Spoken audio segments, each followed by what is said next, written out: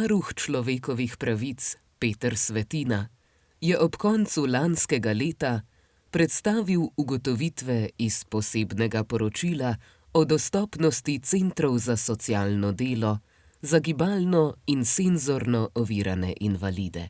Ugotovitve kažejo, da stanje v vseh 63 centrih po Sloveniji ni optimalno, še več. V nekaterih primerih je celo kritično. Nekatere enote centrov za socialno delo nimajo zagotovljene fizične dostopnosti za gibalno ovirane. Skoraj 20 enot centrov za slednje nima ustreznih sanitarij, zato jih pošiljajo kar v bližnje stavbe.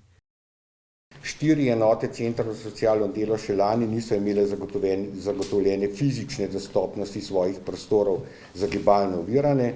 9 objektov, kjer poslujejo centri, ni imelo invalidom zagotovljenih parkirišč.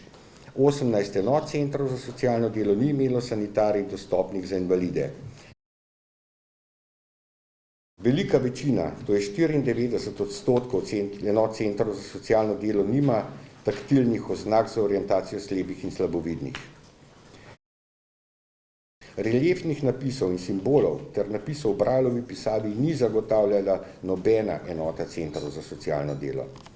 Prav tako noben center za socialno delo v državi ni imel prikazovalnikov pisnih informacij, predvaljavnikov z videoposnetki, pomembnih informacij v znakovnem jeziku in s podnapisi. Morebitne možnosti vgradnje slušnih zank tudi žal ni na nobenem izmed slovenskih centrov za socialno delo. Na podlagi posameznih, predvsem anonimnih pobud invalidov ugotovili, da je stanje zaskrbljujoče. Iz samih odgovorov, ki smo jih pa dobivali na naše vprašanje v Centru za socialno delo, pa smo razbrali, da je sam odnos in poznavanje področja dostopnosti tako nizek, da je bilo potrebno tukaj več osveščanja.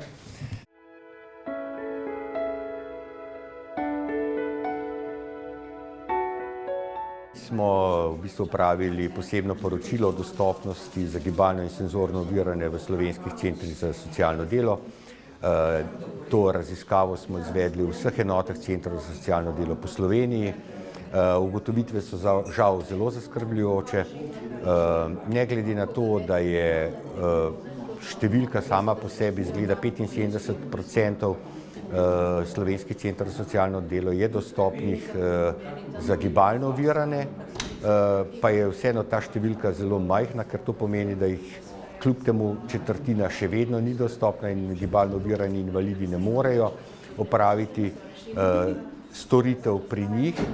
Pri senzorno oviranih je pa situacija še slabša, saj tam nekje 95% centrov za socialno delo sploh ni prilagojena za senzorno ovirane. Tudi za gluhe smo ugotovili, da niti en center za socialno delo v Sloveniji nima mobilne indukcijske zanke.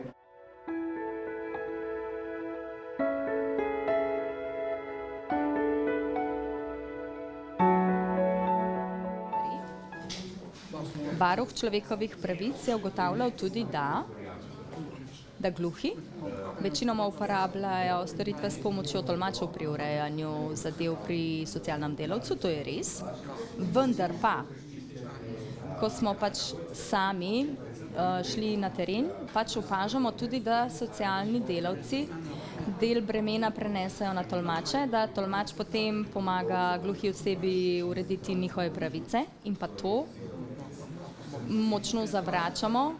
Tega si tolmač ne sme dovoliti. Socialni delavec je tista oseba, ki je strokovno usposobljena in lahko pomaga osebam z okvaro sluha, da urejajo svoje pravice, ne pa da se del bremena prelaga na tolmača. Druga stvar pa je, da večina centrov za socialno delo nimajo urejeno indukcijske zanke, kar je pomembno za naglušne osebe.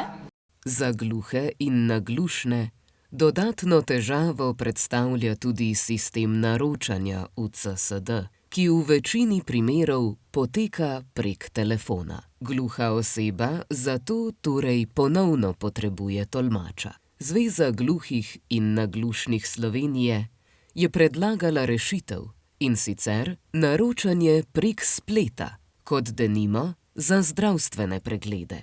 Predlagala je tudi nakup prenosne slušne zanke. In pa opozoril sem tudi, da v Sloveniji ni enotne platforme za nudenje storitev centrov za socialno delo. Večinoma centrov za socialno delo imajo pač svoje spletne strani in nimajo vsi enake modele, pač vsak ima svoj. Ena spletna stran je dobra, koristna, imajo veliko informacij in to so te informacije tudi koristne za osebe z okvaro sluha. Drugi centri za socialno delo imajo pa, spletne strani skromne, premalo informacij imajo ali pa so informacije zelo zapletene, da se pač sam ne znajdeš. Zato sem predlagal, da bi lahko, če je možno, uredili eno platformo. Na tej platformi bi lahko podali informacije v znakovnem jeziku. In tako bi lahko gluhi dobili informacije s prve roke.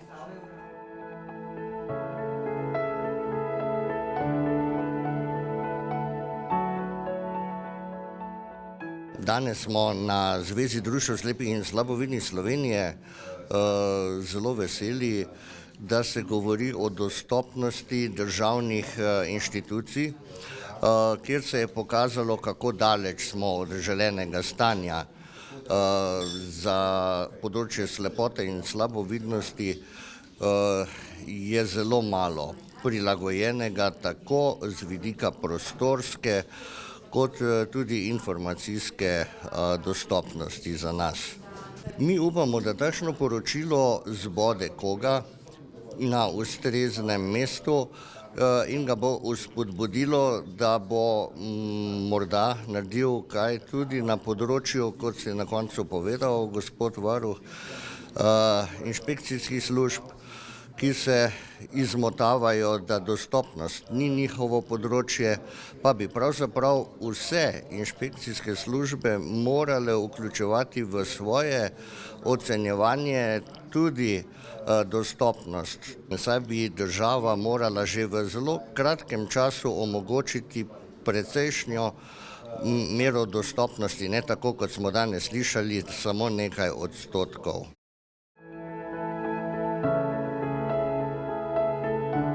Ugotovitve varuha človekovih pravic so pohvale vredne. Sem zelo hvaležen, da je to opazil, da je začel pomikati in naredil prve korake. Tudi je danes bilo slišati, da bo to šlo v državni zbor. In upam tudi, da bo v državnem zboru, da poslanci, vse koliko jih jaz poznam, imeli za to posluh in da tudi tako, kot za vsako drugo stvar, tudi za to ukrepali in našli neko pravo rešitev. Komunikacija pa odnosi s socialnimi centri so zelo dobre. Lahko rečem na samem vrhu, vse v Murski Soboti, tam Ljutomer, zelo dobro sodelujemo, prisluhnejo, osebje je zelo prijazno, vendar oni to predajo naprej, kaj več pa ne morejo. To ni v lasti socialnih centrov, ampak je to privat zadeva, pač privat in takrat verjamem, da je večji postopek ali pa bolj težavno priti do tistega pravega človeka, če sploh ima posluh, da te zadeve odpravi.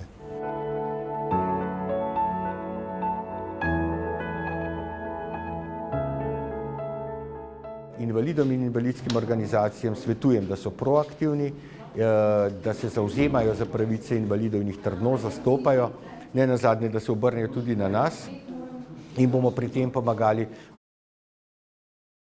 Zdaj so na vrsti poslanci v državnem zboru, ki bodo na eni od naslednjih sej obravnavali to posebno poročilo varuha človekovih pravic in sprejeli sklepe za rešitev boljše dostopnosti centrov za socialno delo za vse vrste invalidov.